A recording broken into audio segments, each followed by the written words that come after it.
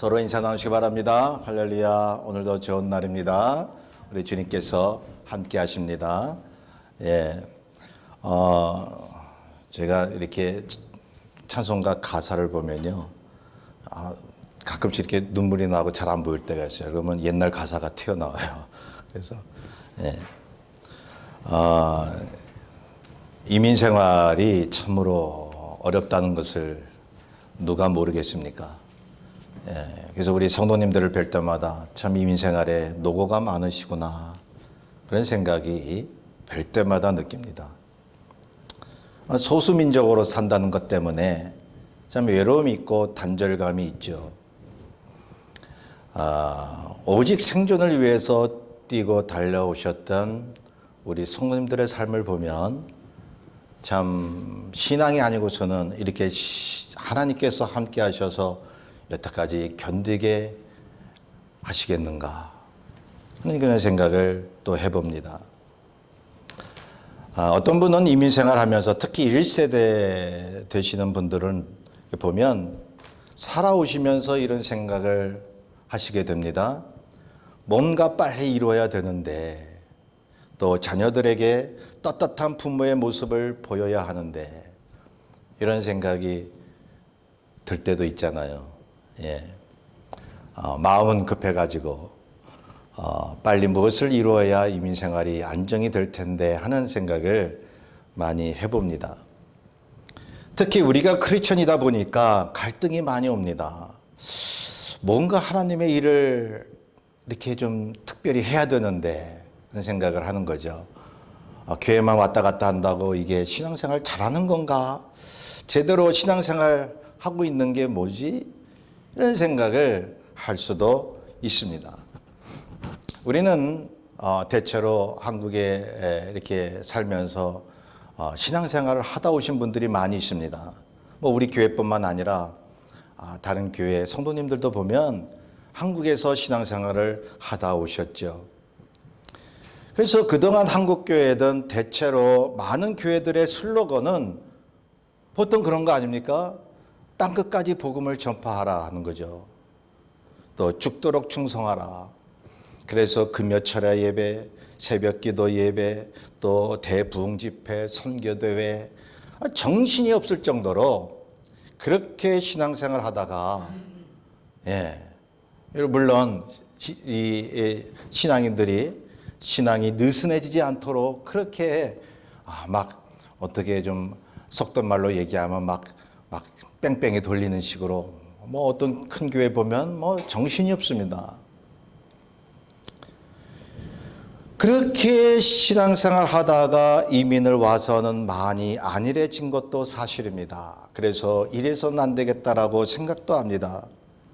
이런 신앙적 고민을 해보는 것도 좋은 것입니다. 그런데 이민 생활이 녹록지 못하다 보니까 참 만만치 않아요.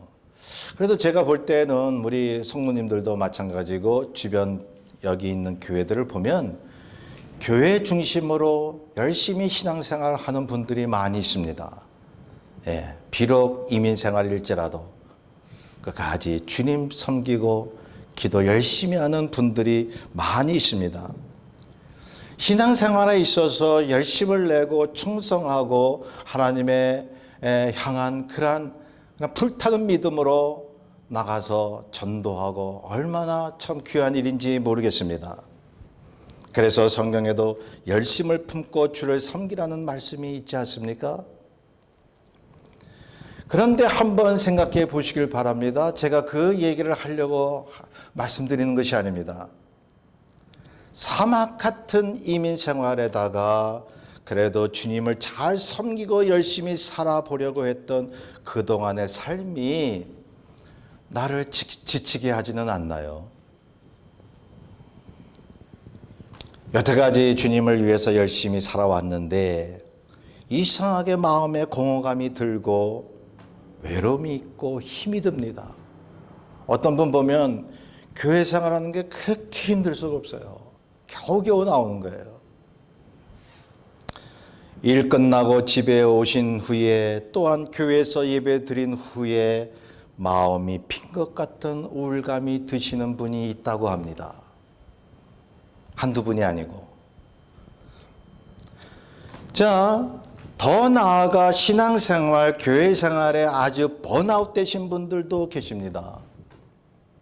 제가 작년이죠. 저쪽 다른 집에서 살 때 옆집에 오랫동안 같이 살던 젊은 부부가 있었습니다.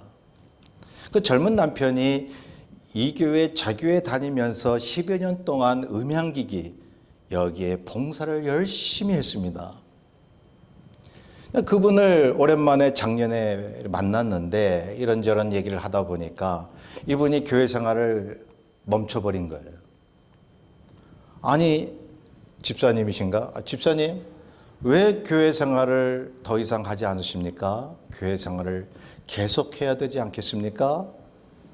그렇게 제가 권면을 하니 이분이 대답한 게 참 기가 차요. 기가 차요. 이분 얘기가 뭐냐 하면 아유, 교회 너무 오래 다녔어요. 교회 생활을 어떻게 했길래 너무 오래 다녀서 이제는 못 다니겠어요 라는 말을 할까, 저 사람이. 교회 생활, 신앙 생활에 지친 겁니다.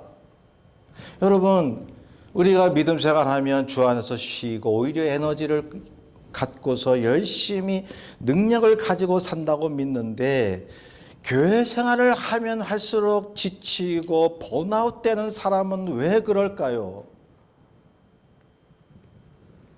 며칠 전 제가 한국 기독교 TV 방송에서 이런 영상을 보았습니다. 그 프로 제목이 하나님 안녕히 계세요라고 하는 거예요. 이 프로에는 교회 열심히 다니다가 신앙생활 하다가 더 이상 교회를 출석하지 않은 사람들을 인터뷰한 내용이었습니다. 그래서 왜 교회를 다니다가 교회를 쉬느냐라고 그분들을 물어봤더니 대체로 이유들이 많은데요. 중요 이유가 이런 것들이에요. 교회 생활을 포기한 이유가 이리저리 열심히 봉사하다 보니까 너무 기계적인 교회 생활이었다는 거예요. 예. 그냥 뭘로 봉사해달라. 그래서 열심히 하면 또 저쪽에서 여기 와서 좀 일해달라. 열심히 주를 위해서 하다 보니까 지쳐버린 거예요. 또 어떤 이유가 있었냐 하면 성도 간에 참다운 대화가 없다는 거예요. 이야기들은 많이 하는데 대화 내용이 피곤하다는 거예요. 또 한 가지 이유는 아는 사람끼리만 모여서 자기는 소외감을 느꼈다는 거예요. 자기가 나중에 그 교회를 갔는데 먼저 참석한 사람끼리만 모인다는 거예요. 그래서 너무너무 소외감을 느껴서 더 이상 저 교회 못 다니겠다는 거예요. 다른 교회 가도 마찬가지라는 거예요. 또 하나의 이유는 목사님이 너무 성경 말씀 잣대로만 대한다고 하는 거예요. 그래서 어떤 청년이 목사님에게 고민을 이야기를 했어요. 목사님, 나 이런 고민이 있어요 라고 얘기를 하니까 목사님은 무조건 기도 안 해서 그렇다. 말씀 안 봐서 그렇다. 사람 대 사람으로 대해주지를 않더라는 것입니다. 또 한 가지 이유가 뭐냐면 교회가 사랑하지 못하고 맨날 서로 싸우고 있다는 거예요. 막 분파가 생기고. 자, 제가 거기서 보니까 교회 출석을 그만둔 상당수는 하나님을 인정하고 믿음이 있는 사람들이었습니다. 그런데 오랫동안 교회 출석하다가 갑자기 안 다니니까 주일날 돼도 교회 가는 습관이 있었는데 주일이 돼도 교회를 안 가다 보니까는 고통이 오는 거예요. 막 하나님 나 어찌하면 좋겠습니까? 이 교회 저 교회 다녀도 갈 데가 없으니 어찌하면 좋습니까? 막. 여러분, 믿음이 원래 없었던 사람은요 교회 다니다 안 다녀도 평안해요. 예. 근데 정말 믿음을 가지고 교회 생활 열심히 하다가 교회 생활이 괴로워서 다니지 않는 분들의 심정을 그 프로에서 이야기를 했습니다. 너무 힘들어 합니다. 그러니까 오늘날 많은 분들이 교회 생활을 열심히 하면 할수록 기쁨과 평강이 있어야 되는데 뭔가 이게 허전함이 오더라는 것이죠. 때로는 분노까지 오더라는 것입니다. 교회를 가고 싶어도 못 가는 신세.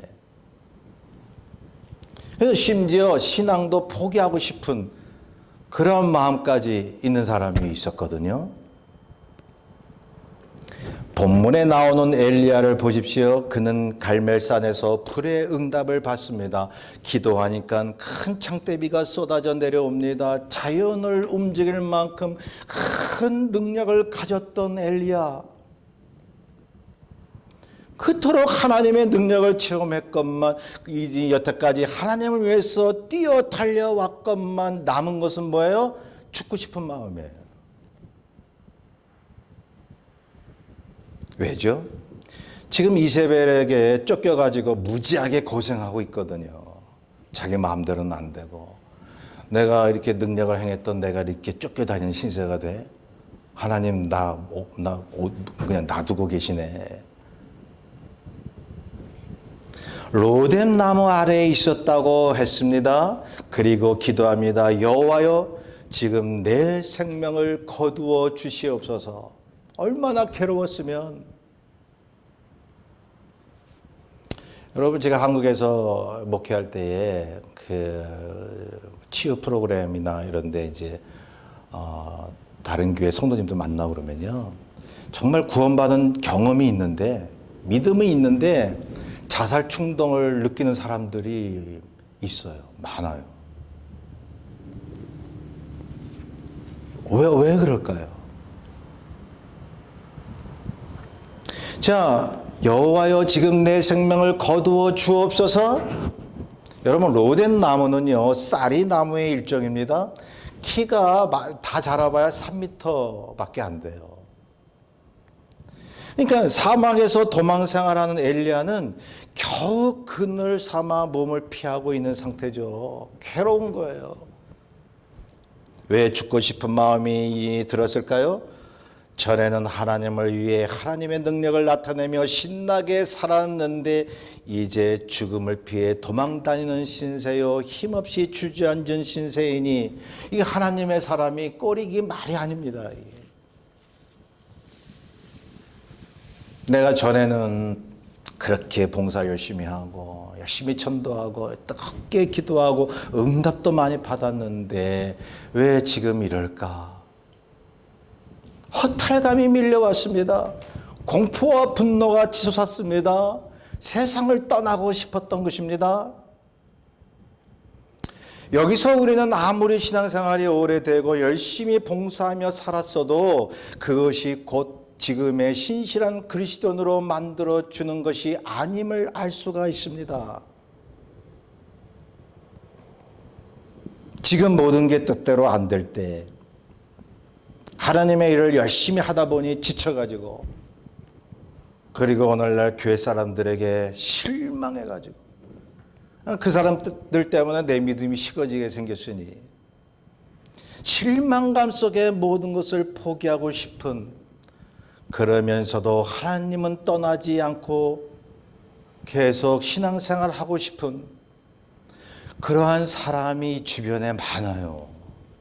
믿음은 있대요. 자기가 구원받은 체험은 있대. 근데 교회는 가기 싫대요. 성도 여러분, 혹시 엘리야처럼 주님 위에 살았는데 남은 것은 나를 겨우 가려주는 쌀이 나무뿐이요, 괴로움 뿐인 그러한 순간을 느끼신 적이 있나요? 얼마나 힘드십니까? 얼마나 힘드십니까? 차라리 하나님 모르고 세상에서 멋들어지게 살면, 지옥 가더라도 말이죠. 그런데 하나님을 믿으니 이러지도 못하고 저러지도 못하는 그러한 사람들이 주변에 무수히 많더라는 것입니다. 제가 칼럼을 쓰면요, 이렇게 전화가 와요. 그리고 자기 그 신앙에 대해서 고민을 털어놔요. 뭐 가정 얘기. 근데 교회는 가기 힘들대요. 저는 한 가지 어떤 교회들이 잘못하고 있는 것을 지적하고 싶습니다. 오로지 교회 부흥을 위해 교인들을 혹사시키는 교회들이 있습니다. 봉사해라, 전도해라, 꿈을 가지고 믿음으로 성취하라. 얼마나 좋은 말들이에요. 성경적인 말이죠. 그런데 그것이 이상하게 흘러서 교회의 무브먼트가 되어서 어떤 운동이 되어서 거기에만 초점을 맞추고 이제 성도들로 하여금 어떤 목표를 향해서 가게만 하는 그러한 교회들이 있습니다. 열심을 내는 것은 좋은데 나중에 알고 보니까 허탈감밖에 남는 것이 없습니다. 교회는 무브먼트가 아니거든요. 그것이 하나의 부분적으로 나타나는 거지. 성도들은 그걸 해야 될 텐데 뭘 이루어야 할 텐데 저 사람 기도해서 응답받았다더라. 저 교회는 뭔가 목표를 세워서 기도했더니 부응했다더라. 막 이러면서 고민하다가 탈진해 버립니다. 목회자도 마찬가지. 목표를 세우고 왔는데 안 될 때 누구를 위한 부응입니까?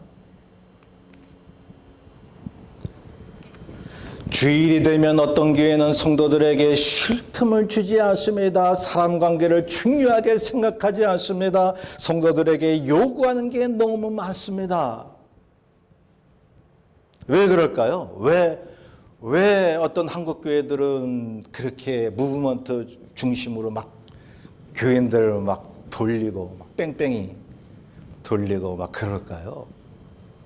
눈에 보이는 뭐가 나타나야 하나님의 역사가 나타났다고 그렇게 믿도록 할까요?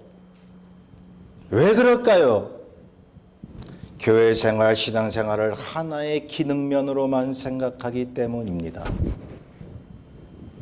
믿음 이꼬르 기능. 그러니까 뭔가 이렇게 능력껏 안 나타나면 믿음이 없는 거예요, 그 사람. 믿음이 없는 교회가 돼버리는 거예요.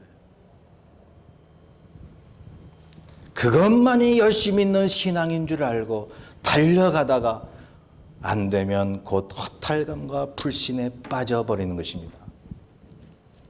다시 말씀드립니다. 신앙의 탈진은 신앙을 단지 기능적으로만 생각했기 때문입니다.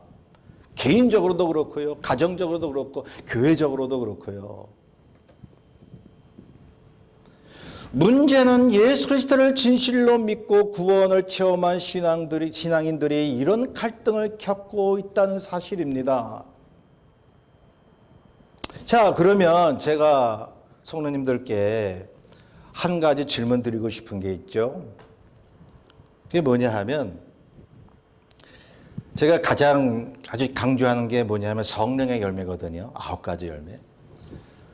그 성령의 열매를 맺는 것과 함께 정말이지 신앙의 가장 중요한 삶의 태도가 무엇이라고 생각을 하시나요?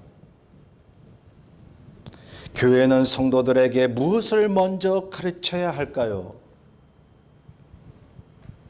그것은 성경 중간중간에 나와 있어요. 그토록 하나님의 마음을 전하고 계시고 하나님의 나라를 유비적으로 표현한 부분에서 발견할 수가 있는데요. 그것을 하나님께서 완성하시고 가장 신앙적인 모습과 그 귀결점으로 말씀하고 있는데요. 그것이 뭐냐 하면 그냥 그리스도 안에서 쉬는 것입니다. 쉬는 거예요.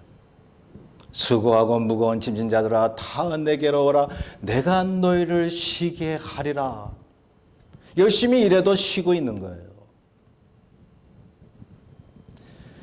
이것은 기능적으로 하나님을 섬기는 것이 아닌 존재로서 하나님과의 교제인 것입니다.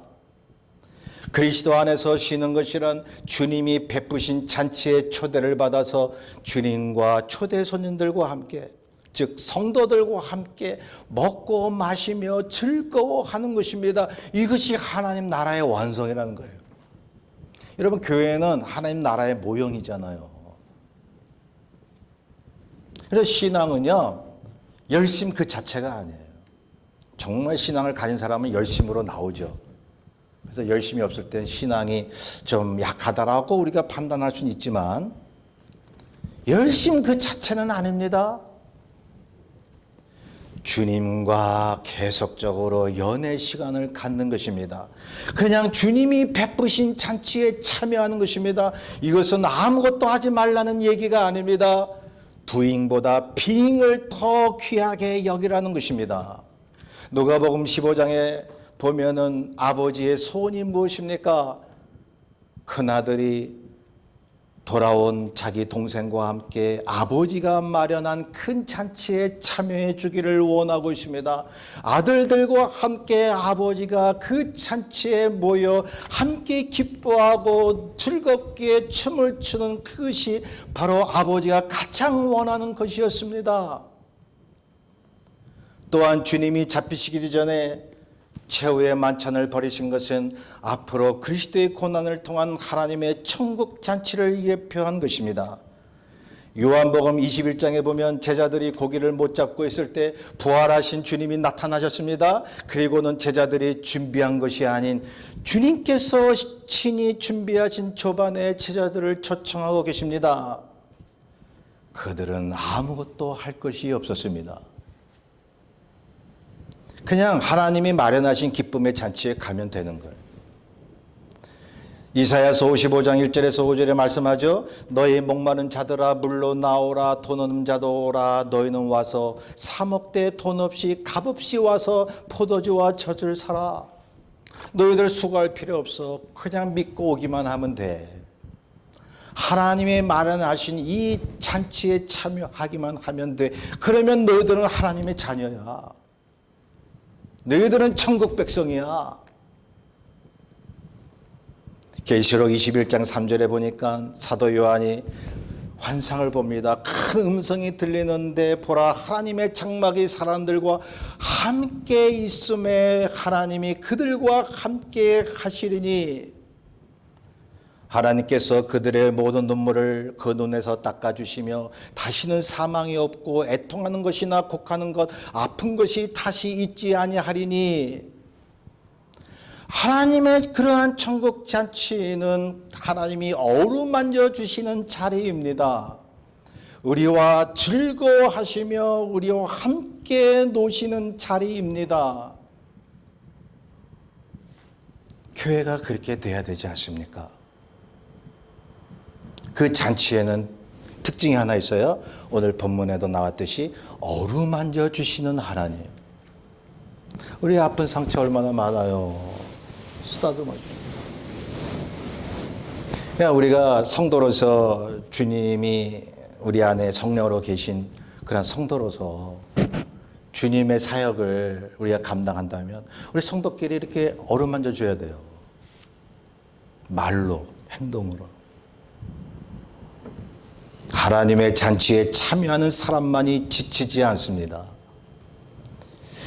교회는 이 땅에 하나님 나라의 예표이기 때문에 날마다 모일 때마다 잔치가 벌어져야 합니다. 여러분 먹을 거 뭐 떡 부러지게 그래서 상다리가 부러지도록 차리라는 말이 아닙니다. 우리의 육신적으로 먹을 양식도 중요하지만 하나님의 말씀의 잔치인 것입니다.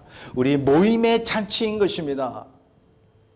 마태복음 22장에 보면 천국은 마치 자기 아들을 위하여 혼인잔치를 베푼 어떤 임금과 같으니 그 종들을 보내어 그 청한 사람들을 혼인잔치에 오라 하였더니 그 잔치에 예복을 입고 온 사람만이 참여할 수가 있었죠. 예복을 입지 않은 사람은 쫓김을 당했습니다. 그 예복이 뭐죠? 예수 그리스도의 믿음이죠. 주님께서는 잔치이기를 많이 하셨습니다. 와서 먹고 쉬라고 말씀하고 있습니다. 하나님이 베푸신 풍성한 잔치, 부족함이 없는 잔치상, 그것이 우리를 능력 있는 기능적으로도 하나님의 역사를 나타내는 믿음의 역사 아닐까요? 다윗이 맨날 원수에 의해서 시달림을 당했죠. 맨날 그 유대 광야에서 사울에게 쫓겨서 얼마나 고통을 당했습니까? 그런데 그는 이렇게 고백합니다. 주께서 내 원수의 목전에서 내게 상을 베푸시고 기름으로 내 머리에 바르셨으니 내 잔이 넘치나이다.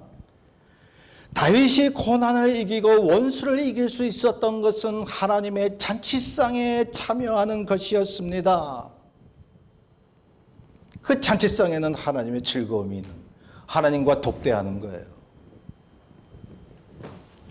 본문에 보면 엘리야가 하나님의 일을 겪다가 원수에 의해서 지쳐 있고 죽고 싶은데 하나님의 천사가 나타났습니다. 그리고는 잔치상을 벌입니다. 먹고 마실 수 있는 잔치상이요. 뭐 이렇게 화려하진 않지만 조촐해 보이지만 하나님이 마련하신 잔치입니다. 그리고 엘리야를 어루만지십니다. 보듬어 주시고 스킨십으로 따스하게 만져주셨다는 얘기입니다. 엘리야가 하나님이 숯불에 구운 그러한 떡과 한 병의 물을 먹고 마신 다음에 다시 누우니 천사가 또 다시 와서 어루만지며 말합니다. 일어나 먹으라. 네가 갈 길을 다 가지 못할까 하노라. 그래서 얼핏 보면요, 네가 갈 길을 위해서 이 떡과 물을 먹고 마셔야지. 갈 길을 위해서 그렇게 들릴 수도 있습니다. 그러나 성경의 모든 맥을 살펴보면 갈 길을 위해서 먹고 마신 것이 아니라 먹고 마시니 갈 길을 갈 수가 있었다는 얘기입니다.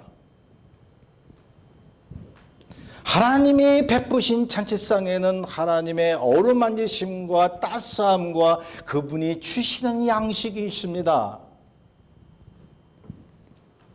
그래서 제 간증을 자꾸 드리는데요. 제가 40년 전 그런 암에서 고통받다가 정말 제가 열심히 기도하고 열심히 뭐 교회 쫓아다니고 하는 것도 있지만 가장 제 마음을 정말 힘있게 하는 건 말이죠. 하나님의 음성이었어요. 어루만지심이었어요. 꿈에도 나타나셨어요. 제 몸을 쓰다듬으셨어요. 그 전율이 느껴졌어요. 오죽하면요, 자기 전에도 그냥 하나님 저 잡니다. 꿈에서 나타나시옵소서. 하나님 오늘 하루도 주셨으니 감사합니다. 주님 만나는 하루 되게 하옵소서. 그러니요, 의사는 등 뒤에 퍼져 있던 암이 이제는 고칠 수 없다. 오래 살아야, 항암제 맞아도 오래 살아야 1년 못 산다. 그 의사 말이요, 귀에 들어오질 않아요. 그냥 하나님을 만나니, 그분 찬송하고 말씀을 묵상하니 세상에 어떤 말도 안 들어와요. 어떤 환경도 나를 괴롭히거나 무겁게 할 수 없었습니다. 주님을 만나니, 말씀을 들으니 죽어도 천국이고 살면 전도고, 우리를 어루만지시는 분, 우리와 함께 머무시는 분, 우리는 얼핏 이렇게 생각할 수 있습니다. 믿음으로 목표를 세우고 전진하면 하나님께서 저기서 나를 오라고 부르신다. 주님을 향하여 나는 달려갈 것이다 라고만 생각을 하는 분들이 있습니다. 아니요. 주님이 저 멀리서 나를 향해서 빨리 오라고 하시는 것이 아니에요. 내가 힘들어서 지치면 주님께서도 멈추십니다. 옆에 같이 계십니다. 어루만지십니다. 같이 멈추셔서 내 마음을 쓰다듬으시고 계속 나와 즐거운 시간을 보내시려 하시는 우리 주님의 마음. 성도 여러분, 열심히 달려오시다가 정말 지치셨습니까? 공허감이 있나요?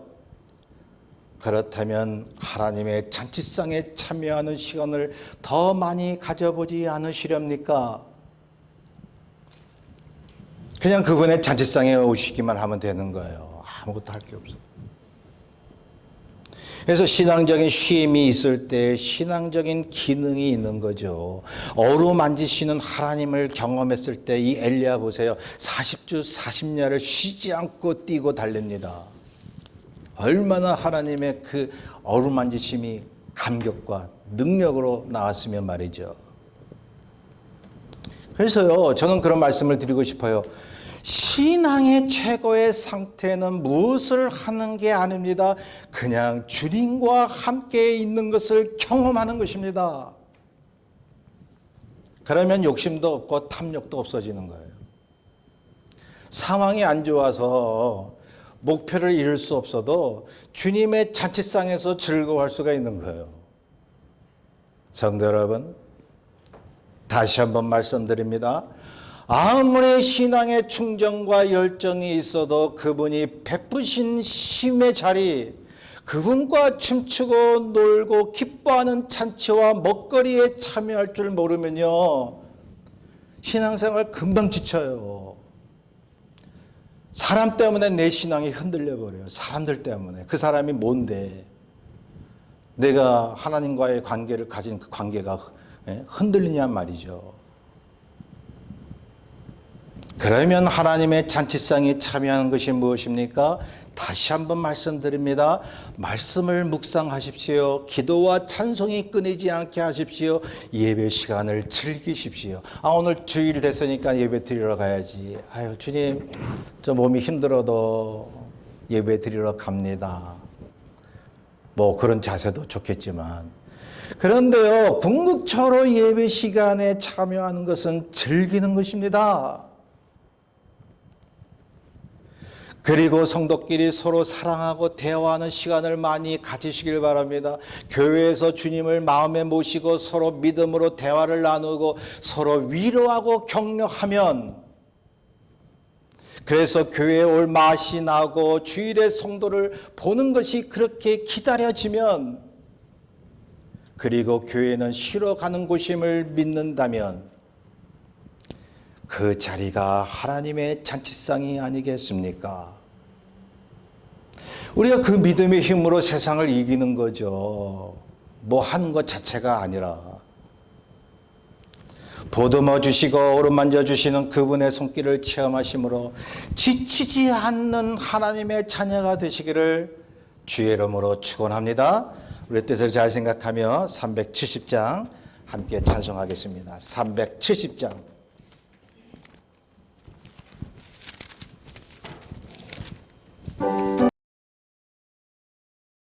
주가